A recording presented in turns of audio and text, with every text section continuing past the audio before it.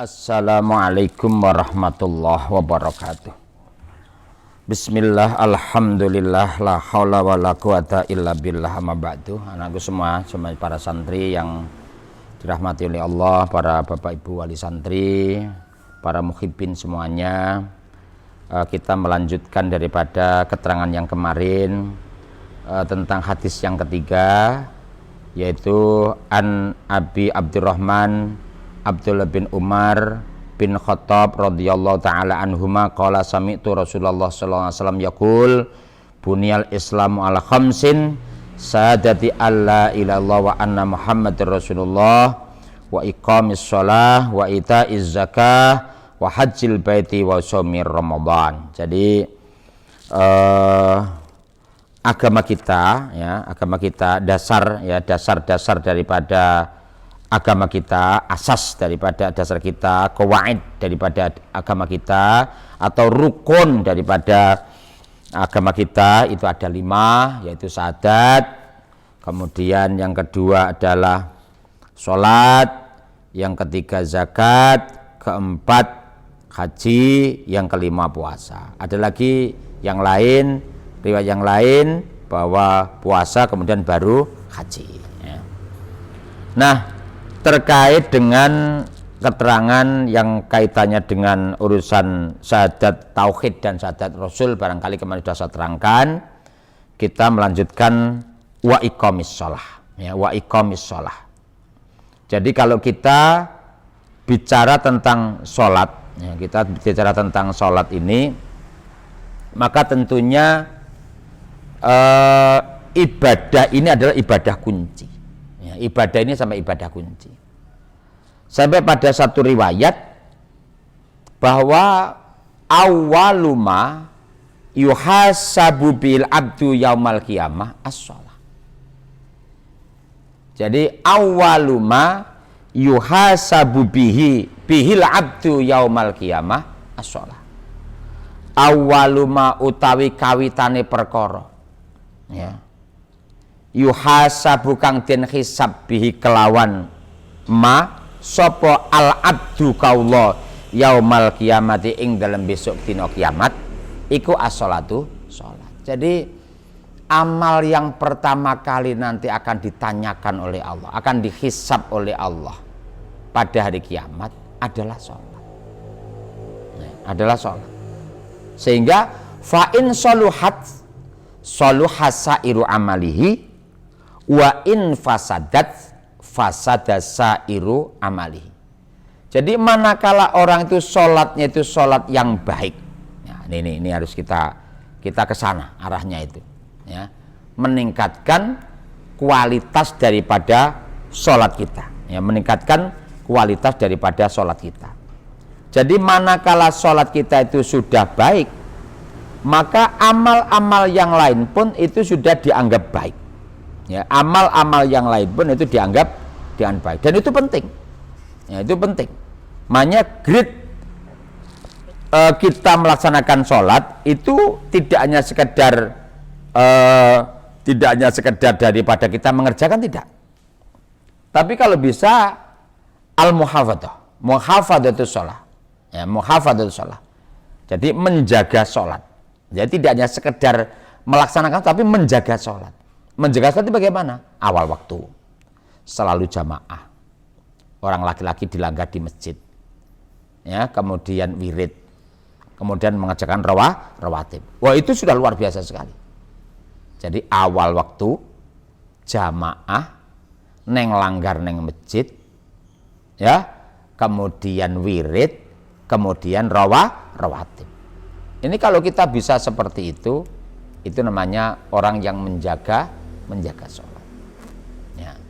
Sampai ada seorang ulama yang luar biasa, Syekh Abul Lais As-Samarqandi, menyebutkan pada satu dawuh beliau, man arada ayyanju min adabil qabri. Barang siapa yang kepengen selamat besok pada waktu meninggal dunianya itu selamat di alam barzahnya, maka resepan yang pertama al-muhafadzah 'alas shalah, menjaga sholat. Di samping itu apa? Innas sholata tanha anil fahsya'i wal munkar. Salat itu bisa menjaga perilaku keji dan perilaku mungkar. Artinya apa? Salat yang kita lakukan dengan baik itu akan bisa menahan dari hal-hal yang sifatnya itu adalah kriminalitas. Yang kedua, kejahatan seksualitas. Nah, itu penting itu, ya. Jadi kejahatan yang berupa kriminalitas dan kejahatan seksualitas itu akan bisa hilang dengan sendirinya manakala sholat kita itu sudah baik. Ini Al-Quran ini. Inna sholata tanha anil fahsya wal munkar. Ya, makanya di pondok kita itu mengapa begitu kita praktekkan bersama-sama, kita praktekkan sholat rawatib, kita praktekkan sholat jamaah, kita praktekkan sholat duha, kita praktekkan sholat tahajud. Harapannya gitu begitu. Harapannya mudah-mudahan sholat yang kita kerjakan itu akan bisa menahan perilaku keji dan perilaku mungkar. Ya. Nah, ketika kalian di rumah, itu mestinya begitu. Jadi apa yang sudah baik di pondok itu di rumah dipraktekkan. Nah, itu namanya samratul ilmu, itu di rumah itu. Buahnya ilmu itu di rumah itu. Kalau di pondok tahajud karena memang dibangunkan dan bersama-sama, jadi ada semangat kebersamaan. Rawatib itu bisa aktif karena memang tidak boleh meninggalkan tempat sebelum kita mengerjakan rawatib. Ujiannya di rumah. Nggak ada yang sebagaimana di pondok ketatnya seperti itu. Di rumah bisa apa enggak seperti itu? Kalau di rumah itu bisa sebagaimana ibadah yang di pondok, itu namanya lulus itu. Itu namanya lulus seperti itu. Mudah-mudahan kalian termasuk yang lulus semuanya. Allahumma amin. Begitu. Ya. Iqamis sholah. Ya, iqamis sholah. Jadi kalau urusan daripada sholat pokoknya jangan main-main. Ya, jadi kalau kita sudah memain-mainkan daripada urusan sholat, maka hal-hal yang lain mesti akan menjadi carut marut yang luar biasa. Itu tadi hadis-hadis yang untuk kepentingan akhirat ditarik ke dunia.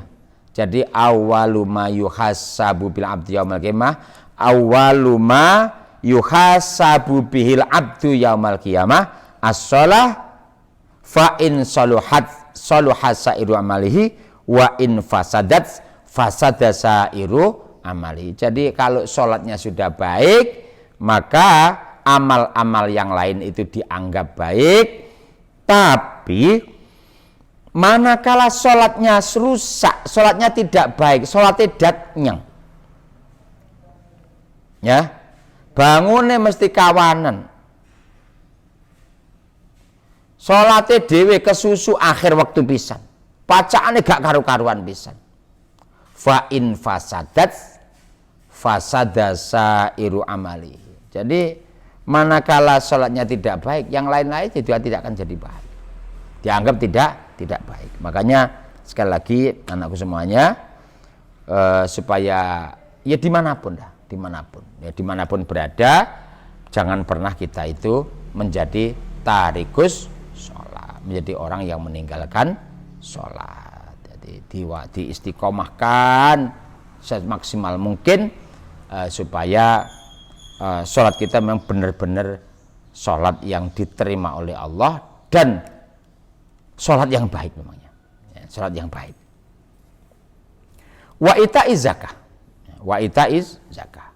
Yang berikutnya adalah ita'iz zakat, berikutnya adalah mengeluarkan zakat. Mengeluarkan zakat ini adalah bagi mereka-mereka yang memang punya kewajiban untuk mengeluarkan. Makanya berdoalah kepada Allah menjadi bagian orang yang bisa mengeluarkan zakatnya dengan banyak. Jangan berdoa menerima zakat yang banyak. Jadi berdoa kepada Allah supaya kita menjadi orang yang bisa mengeluarkan zakat yang jumlahnya banyak. Berarti maknanya apa? Mampu. Jangan menjadi orang yang banyak menerima zakat. Berarti nggak mampu seperti itu. Ya, wa itaiz zakah. Ya, wa itaiz zakah. Kemudian wa hajjil baiti. Ya, wa hajjil baiti. Apa maknanya? Wa hajjil baiti, melaksanakan ibadah haji. Itu pun juga bagi orang yang istita', bagi orang yang mampu. Kemudian wasomir Ramadan, ya wasomir Ramadan, yaitu puasa pada bulan Ramadan. Kalau kita bicara tentang puasa, hikmahnya puasa itu banyak, ya. Jadi sihatul jismi. Jadi orang itu kalau sering puasa, sihatul jismi. Jadi puasa Ramadan itu akan menyehatkan daripada tubuh kita. Makanya pada riwayat yang lain, sumu tasihhu, puasalah, maka dengan puasa kamu akan jadi sehat. Kemudian apa lagi? Di samping sihatul jismi, wakastul nafsi, untuk melemahkan daripada nafsu syahwat kita. Jadi nafsu syahwat itu hanya bisa dilemahkan dengan lewat puasa. Makanya ada hadis yang terkenal, ya ma'syarus sabab, wahai para pemuda, manis tato aming kumul ba'ah, barang siapa di antara kamu semua mampu untuk ba'ah. Ba'ah itu apa? Ba'ah itu maknanya adalah mampu untuk melaksanakan nikahnya. Ya ma'syarus sabab, manis tato aming kumul ba'ah fal yatazawwad. Para pemuda semuanya, kalau kamu mampu untuk nikah, ayo nikah. Kalau mampu nikah, nikah. Ya. Terus, ya ma'syarus sabab manis tato aminkum fal yatazawwaj fa innahu aghaddu lil basar. Ya, fa innahu aghaddu lil basar. Dengan nikah, pandangan mata kamu nanti akan bisa menjadi terkontrol. Wa asanul farj, akan bisa menjaga daripada kemaluan kamu. Faman lam yastati, barang siapa yang tidak mampu, belum mampu untuk nikah, fa'alai bisaum, kalau mereka belum mampu nikah, silahkan untuk puasa. Jadi begini, jadi caranya begitu. Jadi kalau kita itu belum mampu untuk nikah, supaya nafsu kita itu menjadi turun, nafsunya menjadi lemah, ya, maka melemahkan nafsu itu lewat puasa. Makanya puasa Ramadan itu salah satu hikmahnya adalah melemahkan nafsu kita. Waqaru syaitan, ngalahkan setan. Bisa ngalah nih setan. Ya, jadi bulan Ramadan itu bisa mengalahkan setan. Karena apa? Setan itu dirantai oleh Allah. Tidak bisa untuk mengganggu. Loh, kalau banyak orang Ramadan pada tidak puasa, itu kan pekerjaan setan. Ya, bukan setan raketoro, kok pekerjaan setan gimana? Pekerjaan manusia itu. Ya. Artinya apa? Artinya Ramadan itu setan tidak bisa menggoda. Tapi kalau orang itu masih melaksanakan perintah larangan daripada Allah, itu bukan setan, nafsunya orang itu. Makanya innan nafsala ammaratun bisu. Jadi nafsu manusia itu akan mendorong kepada pemiliknya untuk berbuat yang tidak baik. Apalagi watibil fami indallahi ta'ala, untuk mewangikan mulut di sisi daripada Allah. La khulfu fami shaim atyabu minal miski. Bau mulut yang berubah dari orang yang puasa itu menurut Allah itu lebih wangi daripada minyak misik. Wasofa'ul qalb, membersihkan daripada hati kita. Wa ghufranud dzunub, diampuni dosa-dosa daripada orang yang puasa. Wa adzimul ajri, memperbesar daripada pahala. Wa ulul manzilati, meninggikan daripada derajat fil akhirah. Banyak. Ya, banyak sekali. Wal qurbu minallahi ta'ala, bisa menjadi alat mendekatkan diri kepada Allah Subhanahu wa taala. Luar biasa. Jadi itu hikmah-hikmah daripada puasa. Makanya kita harus memaksimalkan potensi daripada seluruh tubuh kita. Bagaimana Ramadan pada tahun ini harus lebih baik daripada Ramadan daripada tahun yang kemarin. Ya, tahun kemarin kalian berada di pondok, sekarang berada di rumah.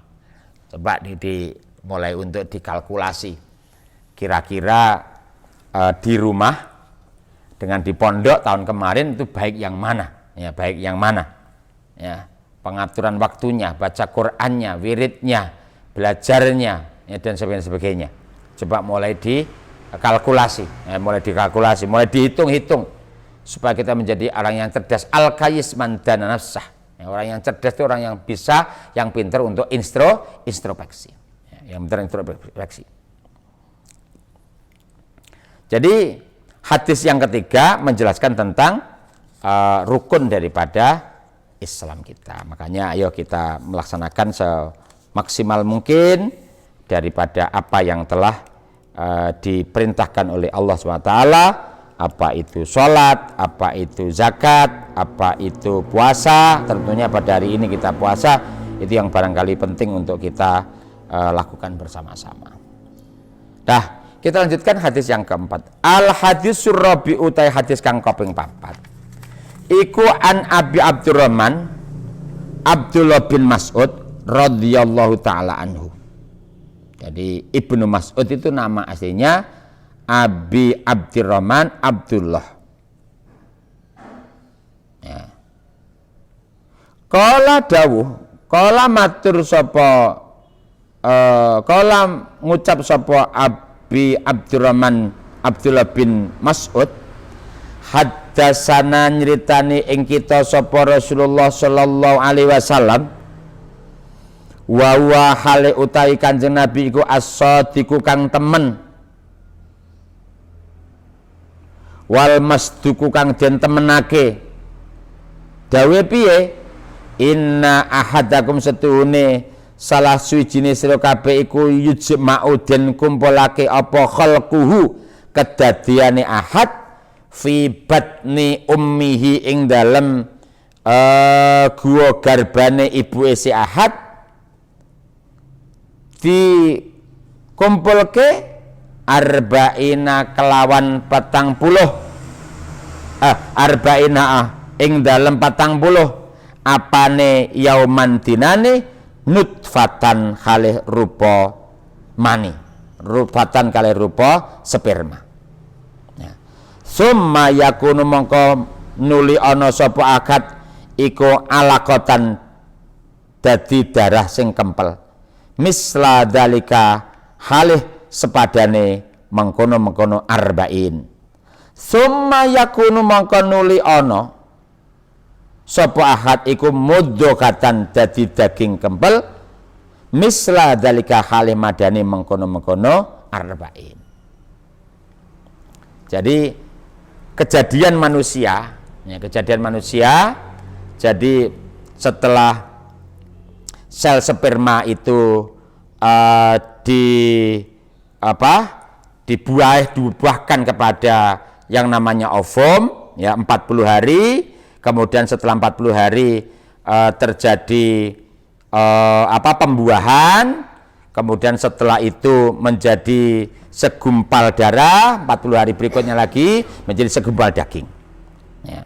Jadi ketika sudah berumur 120 hari, 40 kan begitu, ya. Ketika sudah berumur 120 hari, summa yursalu mongko den utus.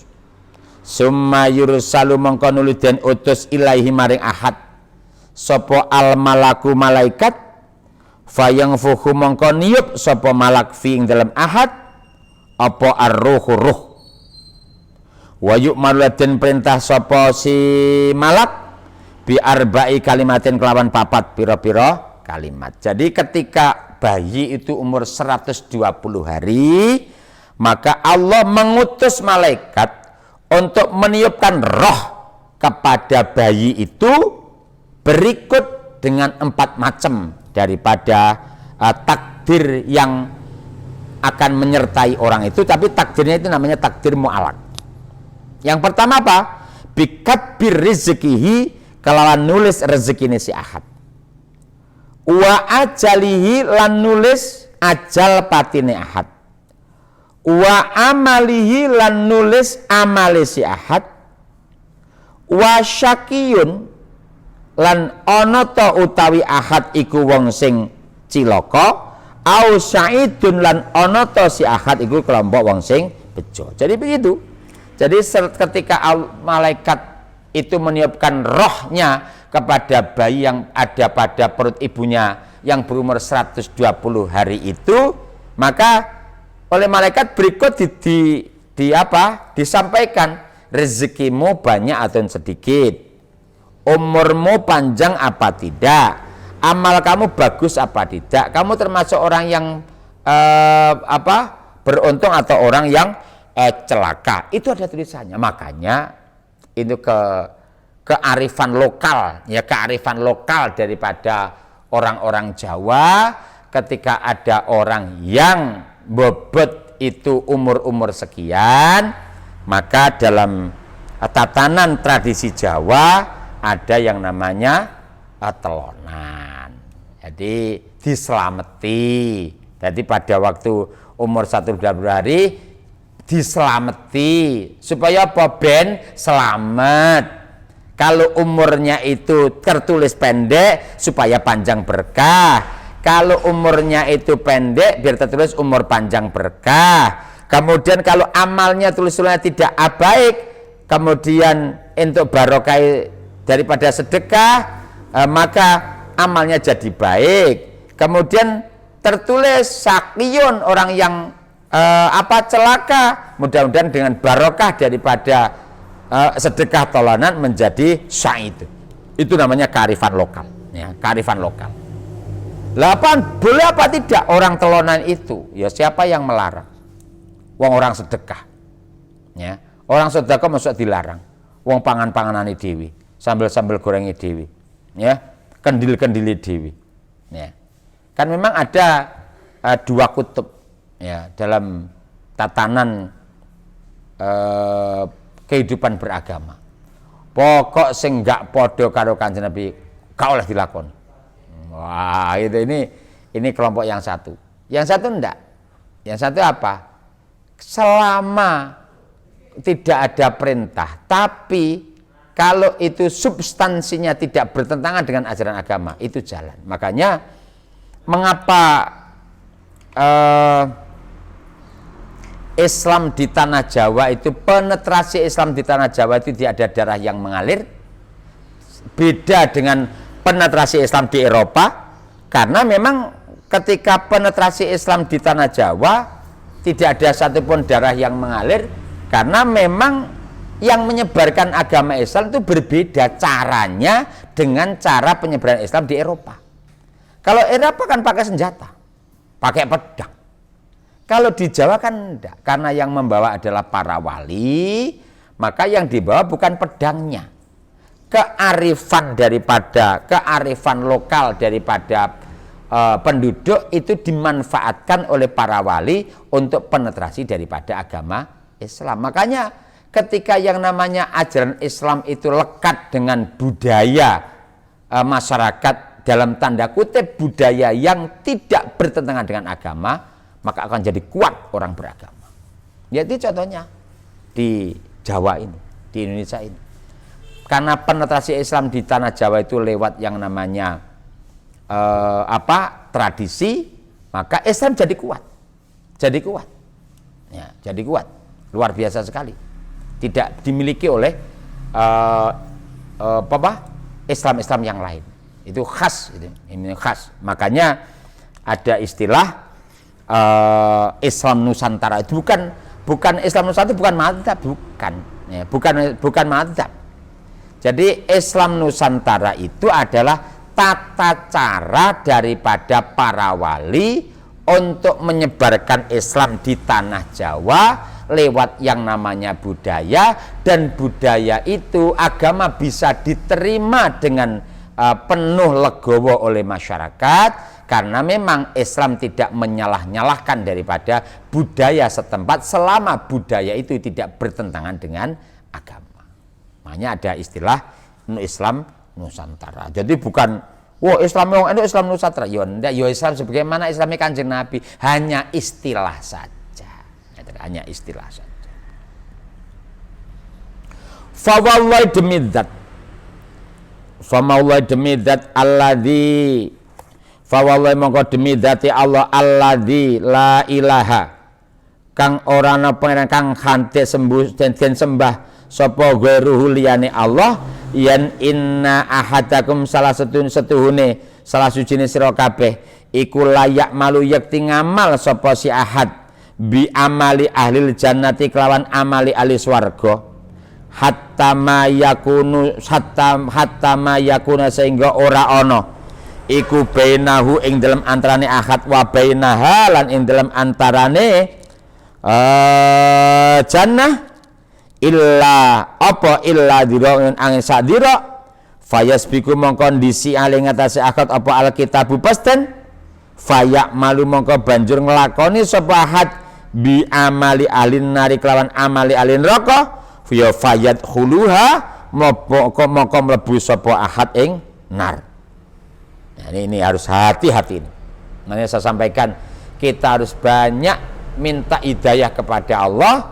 Ada orang yang oleh Allah ada orang yang setiap hari itu beramal sebagai amalnya orang ahli surga, tapi ternyata keputusan Allah telah dilalui, telah tertulis di dalam Lauh Mahfuz bahwa orang itu artinya adalah orang yang tidak baik. Maka apa yang terjadi? Walaupun orang itu beramal baik, karena tulisannya di sana adalah tulisan yang tidak baik, maka ketika orang itu sudah antaranya orang itu dengan surga itu tinggal 1 dirok saja, sakmene dirok itu, maka orang itu mengerjakan amalan ahli neraka, ya akhirnya masuk neraka. Makanya minta pada Allah, Allahumma inni a'udzubika min jahdil bala wa darki saqo wa su'il qada. Minta dijauhkan daripada qada yang tidak baik. Ya, qada yang tidak baik. Wa inna ahadakum lan setune salah sujine sira kabeh iku layak malu yakti ngamal sapa ahad bi amali alin nari kelawan amali alin neraka hatta mayakuna sehingga ora ana iku bainahu ing dalam antarane ahad wa baina ing dalam antara nar apa illa diron angin sadira fayasbiku mongko disi ale ing atase seakat apa alkitabu pesten fayak malu mongko ngamal to nglakoni sapa si ahad bi amali alin jannati kelawan amali ahli swarga fayat khuluha mongko banjur mlebu sapa ahad ing swarga. Rawahu riwayatake ing hadis sapa Al-Bukhari Imam Bukhari wa Muslimun lan Imam Muslim. Sama. Jadi ada salah satu orang yang mengerjakan amalan-amalan ahli neraka. Kemudian antara orang itu dengan neraka tinggal 1 dirok. Ternyata tulisannya orang itu selamat. Apa yang terjadi? Ternyata orang itu pada akhir-akhir kehidupannya menjadi orang yang baik. Umurnya yang kemarin itu umur untuk yang kejelekan, ternyata setelah hampir berakhirnya umur itu, ternyata orang itu menjadi orang yang banyak bertobat kepada Allah, orang yang banyak mendekat kepada Allah. Sehingga apa? Fayak malu bi amali alil jannah, amalnya itu amal ahli surga. Ya fayat kuluha.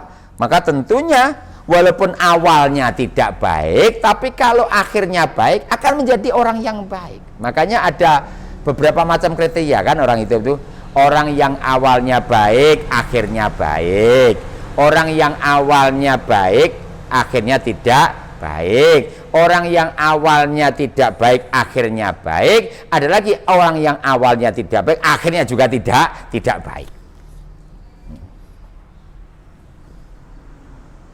Oleh karena itu, apa yang patut untuk kita kita pahami bersama-sama? Minta kepada Allah terus menerus untuk Allahumma rzuqna taqwa wal istiqomata wa husnal khatimah. Minta husnul khatimah. Rawahu nataking hadis sapa Al-Bukhari Imam Bukhari wa Muslimun lan Imam Muslim. Jadi anakku semuanya hati-hati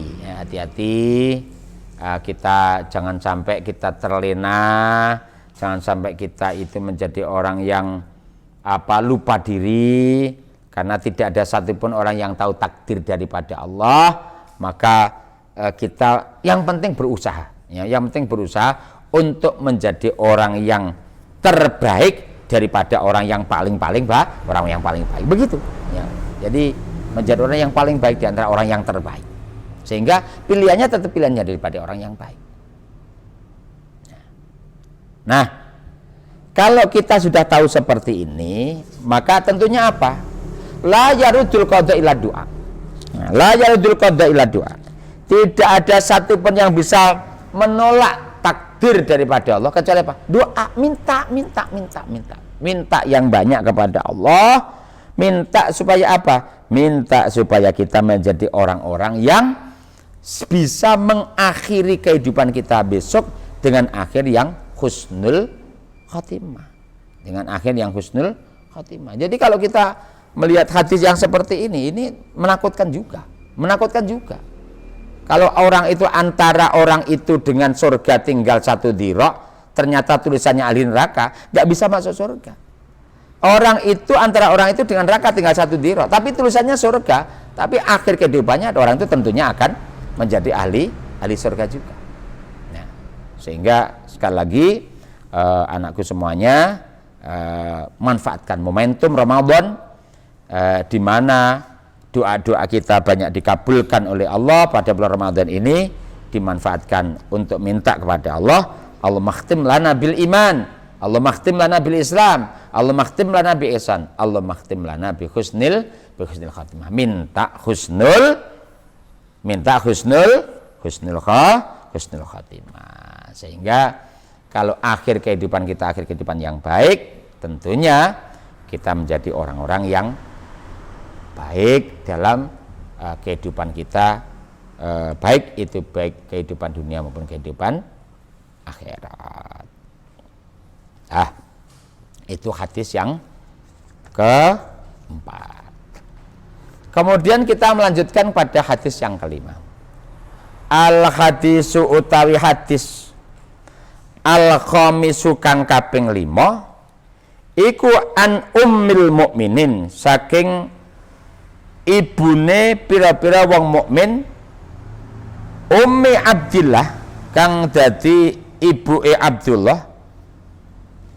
Siapa? Aisyah tarupane Sayyidah Aisyah radhiyallahu anha. Aisyah tarupane Sayyidah Aisyah radhiyallahu muga paring ridho sapa Allah Gusti Allah anha saking Sayyidah Aisyah. Siapa Sayyidah Aisyah ini? Sayyidah Aisyah ini tidak lain adalah istri baginda Rasulullah Sallallahu Alaihi Wasallam. Makanya seluruh daripada istri-istri baginda Rasul itu mendapatkan gelar yaitu Ummul Mukminin. Karena mendapatkan gelar Ummul Mukminin, tentunya seluruh istri-istri Rasul haram untuk dinikah oleh umatnya Rasul. Nah, karena apa? Karena kalau ini dinikah sama umatnya nggak akan ketemu dengan Rasul nanti. Ya. Karena seorang istri ini akan ketemu kepada suaminya di akhirat ketika suaminya itu soleh. Jadi kalau ada seorang wanita itu dulu pernah dinikah oleh seorang laki-laki, suami pertama sedo, suami kedua sedo, suami ketiga sedo, suami keempat sedo, kelima sedo, ya. Maunya sampai 5 kali dia nikah.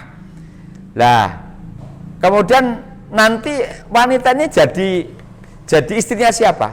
Jadi istrinya suami yang paling soleh. Ya. Jadi istri suami yang paling soleh. Yang mana nanti? Nah, begitu. Ya. Dah, dawuhnya apa? Qala dawuh sapa Sayyidah Aisyah, qala dawuh sapa Rasulullah sallallahu alaihi wasallam. Dawe piye? Man utawi sapane wong ahdasa kang nganyar-nganyari sapa man fi amrina ing dalem perkara ingsun, hadza ing iki utawa hadza rupane iki perkarane agama Islam, ma ing perkara laisa kang ora ana apa ma iku minhu saking Islam, fawa mongko utawi ma iku raddun den tolak, iku raddun den tolak. Rawahu kang hadis sapa Bukhari, Imam Bukhari, wa Muslimun lan Imam Muslim, wa fi riwayat lain dalam suci riwayat, wa fi riwayat lain dalam suci riwayat li Muslimin kedua Imam Muslim, lafadznya piye? Man amila amalan laisa alaihi amruna fawaradun. Man utawi sapane wong amila kang lakoni sapa man amalan ing amalan laisa kang ora ana iku alai ngatasi amal apa amruna perkara ingsun, fahuwa mongko utawi amal iku raddun den tolak, iku raddun den tolak.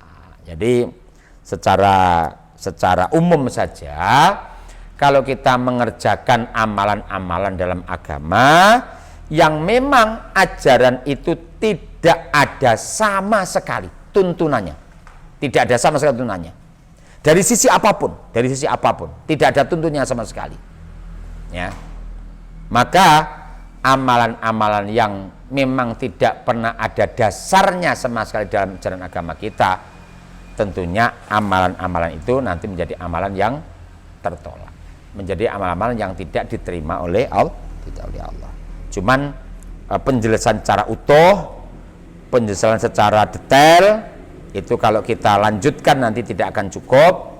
Maka sementara waktu begitu, keterangan ini besok akan kita lanjutkan panjang lebar terkait dengan penjelasan hadis yang kelima.